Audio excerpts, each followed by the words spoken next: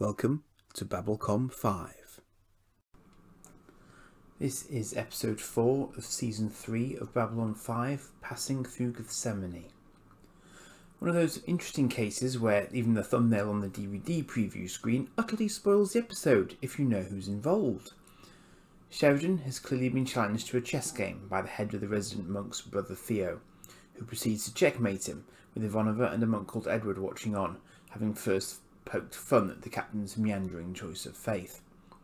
Ivanova is called away to meet an arriving Ambassador Kosh in Bay 13. Edward is encouraged to show the captain one of his crystal figurines which he gives away, being doubly blessed by the making and the giving.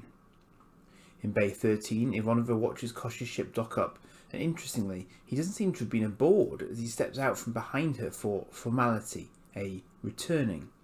And lo and behold, per the spoilery thumbnail, Lita Alexander steps out of the interior of the Vorlon ship. She's back. Lita explains that when she left the station in Divided Loyalties, she got passage on a ship going close to the border of Vorlon space, but not into it because everyone knows that would be a bad idea, because no one ever comes back. Ultimately, her captain got nervous, so she bought a life pod and jettisoned with supplies for 5 days, switching to broadcasting a telepathic signal rather than a conventional one. She's been drawn to Vorlon space ever since making contact with Kosh in the Gathering. She was close to death when her call was eventually answered, and she was taken to the Vorlon homeworld. She's not allowed to tell them what she saw, and apparently they wouldn't believe most of it, but she'll be based on Babylon 5 whilst working for Kosh, although away for extended periods. She consents to a medical checkup. Apparently, should the Psi Corps pop up, they'll have Kosh to answer to. Garibaldi asks how many others are creeped out by the fact no one's ever been to the Vorlon homeworld and come back, yet Lita is super relaxed about it. All present raise their hands. Brother Edward is closing a data processing deal with his client when they notice a black rose fall out of his bag. Both are puzzled because neither put it there. Garibaldi discusses the mind wipe protocol with Delenn and she makes a request for his security for a Minbari delegation. We know of it from Quality of Mercy in Season 1. This is just a catch-up for newcomers. Someone convicted of a capital offence is mind-wiped and installed with a new personality away from victims that will have some social benefit. Garibaldi prefers the old-fashioned electric chair approach. Lita's medical goes very well. So well, in fact, that she's better than ever, and many small issues she had previously have cleared themselves, but she's not telling how. She even has more oxygen in her blood than average. Franklin is decidedly curious, but she can't tell him anything more. She leaves to start her work. As Brother Edwards returns to his quarters, he finds a message daubed in blood on the wall, saying "Death walks among you." On bringing Mr. Garibaldi back to his quarters, however, the message is not there. He's moved to different quarters for the night, pending a forensic exam.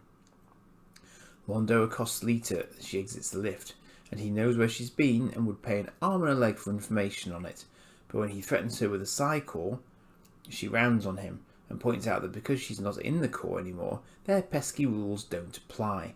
So she can slap him with a nightmare so potent he'll wake up every night for the rest of his life screaming, and no one will be able to help him.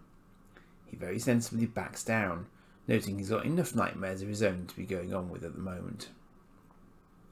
Brother Edward visits Delenn and Lanier to ask about Minbari faith as part of the monk's overarching mission to find out about other races' perceptions of God and faith. Delenn and Lanier explain that they do not believe in a god or gods, but in the concept of souls, which are not contained within beings, but manifested through beings, the universe breaking itself apart, trying to understand itself. Delenn asks Edward what defines his faith for him, and he considers, before retelling that before the soldiers came for him, Jesus spent the night in the Garden of Gethsemane and asked for the cup to be taken from him. Edward notes that Jesus could have avoided his fate, at least temporarily, just by leaving that place, but chose not to despite his doubts, and Edward wonders whether he would have his strength in those circumstances. We are also told briefly of Valen, who came to the Minbari 1,000 years ago from nowhere, a Minbari not born of Minbari, who formed the Grey Council. Delenn hushes Lanier at this point and lets Edward go. As he exits his lift, a Centauri bumps into him and enters his empty lift. Then he hears a woman cry out, and goes chasing down the corridor before seeing the same bloody message on the walls of the corridor again. He hears a name being called, Charlie, runs and ends up on the floor as his surroundings change to surface water in what could be an Earth street, with a woman dead on the floor next to him with a black rose in her mouth. Nice touch. His face is wet in the vision, but dry as he snaps back to reality, having lurched away from the scene with sirens sounding in the background. He then sits cross-legged in his quarters, flashing back to the vision with one other component, his trimming a single rose stem with a knife. Then Brother Theo joins him in his room, and Edward explains he's disturbed by what he's seen. Theo is clearly also concerned, and leaves him to rest. But he doesn't. He feeds keywords based on his vision to the computer for analysis. Brother Theo has asked to see Sheridan because he suspects the same thing Edward does, and doesn't have the resources to dig into it faster than him. He explains to Sheridan that they do not probe deeply into the past of those joining the Order, and that Edward has been a shining example of the Brotherhood for years. He may simply be under too much stress, but if not... Edward is looking for his lost bag. Garibaldi meets him in the corridor where he had the visions, and of course his forensic report has come up empty. Garibaldi is clearly concerned for him, but doesn't really have anything to act on. Edward, unfortunately, does. In his quarters the analysis completes, and it turns out he's a mind-wiped killer from the Orion system some 9 years previously, a Charles Dexter. He left Black Roses with his victims, and was known as the Black Rose Killer. He had been presumed dead, but no. Sheridan and Garibaldi find out 5 hours later, so Edward has had time to go to ground. But Theo finds him, and Edward poses an interesting theological question. How can he confess his sins to God if he doesn't even know what they are? Theo says that Edward might not know, but God will, and to leave it in his hands. But that's not good enough for Edward, who feels his soul is stained. He says goodbye. Garibaldi has come up with his bag, and the recorder he used for Glenn's interview was still active while he was having his vision, which wasn't all in his head after all. The PA system was used to broadcast the voices, and a chemical residue has now been found that would have shown as blood briefly, then vanished. So someone's here, but they note that to break a mind wipe you need a telepath, and a non-human one because of Psy-Corps rules against breaking mind wipes. Garibaldi remembers Edward mentioning the Centauri, who don't hang around in Down Below, and races to get a list of resident Centauri telepaths, while the others wonder who's put these wheels in motion and why. The answer is, of course, the relatives of the victims, looking for revenge, and they come to him as he prays. Only one still has the courage to see it through, if you can call it that. They wanted his memories to come back so he'd know he was going to hell before the end. He offers no resistance. Sheridan and Garibaldi have the Centauri telepath, who is of course being uncooperative, but is arrogant enough to note that it was tricky work to activate redundant synapses to bring the memories back. What is not appreciated is that the gang have a non-Psy-Corps telepath at their disposal who is happy enough to go digging into his head for the details of his client. Lita gets the information out, causing him to black out. Brown 42. Sadly, they're too late. Edward has been strung up in a cross formation and is close to death. His assailant is captured by Zack nearby. Theo administers last rites and grants Edward a full pardon as he passes, even though Edward wonders if there's enough forgiveness for what he's done. Lita returns to the station from an errand for Kosh, and Ivanova assures her she's doing what she can to keep her off the books, including for the assault on the Centauri telepath. Edward's killer has been convicted. Theo passes Sheridan the incompleted crystal figurine that was to be his. Sheridan asks where revenge ends and justice begins, why the mind-wipe punishment wasn't enough for the families. As they speak, a new monk appears behind them, Edward's killer, who Theo has asked for specifically, ready to be sent to Earth to the monastery for training. Sheridan is hesitant to shake his hand as he'd accosted him during the arrest, when Theo reminds him that he was just saying that forgiveness is a hard-won thing. Sheridan relents and shakes his hand. In Kosh's quarters, we see his encounter suit's helmet and a breather, and see that neither are currently needed, as Kosh's suit is at least partially empty and open as light begins flowing from Lita's eyes and mouth into the interior of his open suit as she breathes through new gill implants on her neck. The episode fades out as the process completes. Brad Dourif plays Brother Edward and is a very established genre actor, having appeared in My, June of 1984 and Alien Resurrection, amongst many other films and series. This is very much his episode, and is quite unusual in the sense that it's so focused on him as a guest spot, although we have seen that before in episodes like Grail in Season 1. As ever, I haven't seen this for a long time, but I think as a standalone episode, the atmosphere and pacing of it is spot on. The mind wipe explanation is a little contrived, but it's necessary because the quality of mercy was way back in Season 1. It's actually quite interesting as I hook back to those Season 1 episodes. You can see the way concepts are held up and kept consistent throughout the run.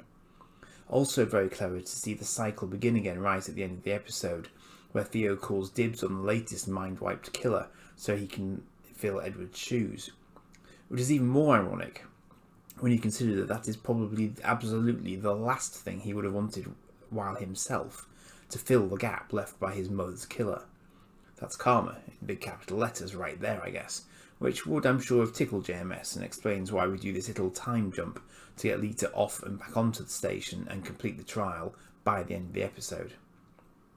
Speaking of whom, of course, we have this classic example of plot synopsis information being a big reveal before it happens, because the episode title itself gives you zero clues that she's going to be coming back.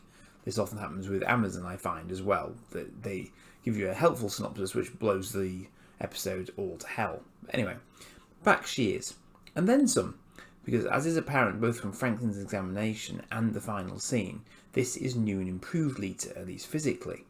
We've seen guilds like these before as well. Jakar is equipped with them, as we see as far back as The Gathering, as I recall. These, it seems, can evade Franklin's basic scans, even if they may be contributing to her enhanced blood oxygen level. The other obviously significant point here is that she is seeming to act as a transport vessel for Kosh, or at least some part of him. Whether that's down to something that was done to her on the Vorlon homeworld, or is purely down to her telepathic nature, or neither, is perhaps unclear. But when she said that Kosh would protect her from the Psychor, she might have been very literal when he's actually on board, so to speak. There's also clearly a question as to what he's up to. Obviously Lita is a lot less obvious in an encounter suit, but she's also more fragile, one assumes, so it'll be interesting to see if we actually get sight of any of their off-station missions together. I'm also not sure whether Lita should actually have been able to hack the Centauri telepath's mind at her P rating level. He probably wasn't expecting it, which might have made it easier for her, and we don't know how powerful he was. But there is that question over whether she's still her original P rating after her visit to the Vorlon homeworld.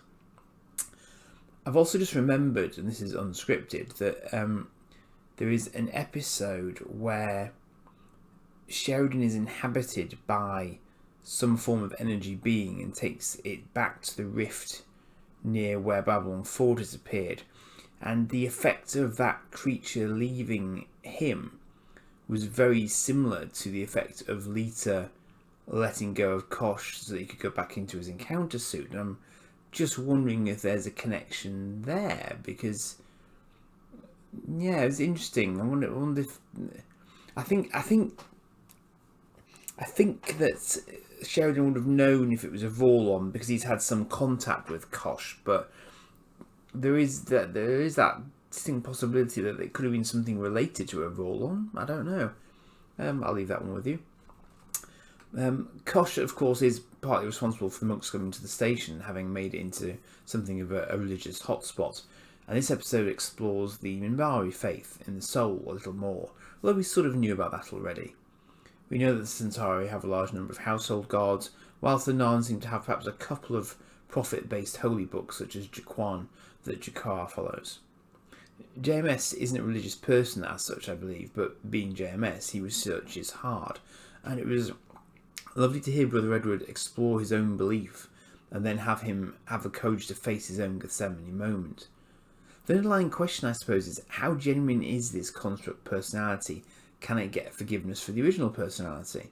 Theo obviously hopes so, because it would be in God's hands, but that is really left with the viewer, I suppose. Also interesting to see Edward's killer be the blank slate at the end of the episode.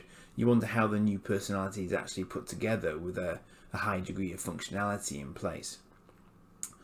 As I mentioned, I liked the pacing and shooting of this episode a lot. It seemed very mature and thoughtfully framed, and switching from the station to the Orion flashback was also very cleverly done, because I can't say I even noticed it first time, but I appreciated the transition this time to show us that whatever we were seeing hadn't happened on the station.